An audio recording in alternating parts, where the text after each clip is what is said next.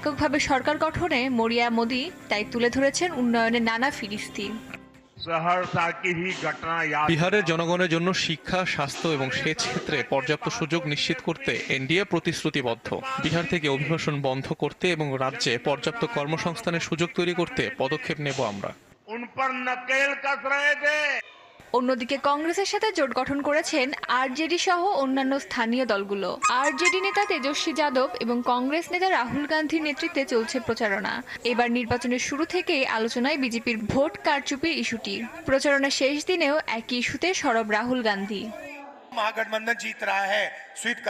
মহারাষ্ট্র, মধ্যপ্রদেশ, কর্ণাটকের মতো রাজ্যগুলোতে ভোট চুরি করেছে বিজেপি। এবার বিহারেও সেই চেষ্টা চালাচ্ছে তারা। তবে ভোটাররা এবার সেই ষড়যন্ত্র রুখে দেবে। তবে বিশ্লেষকরা বলছেন জয় পরাজয়ের ব্যবধান গড়ে দিতে পারেন রাজ্যের সবচেয়ে প্রভাবশালী নেতা বর্তমান মুখ্যমন্ত্রী নীতিশ কুমার।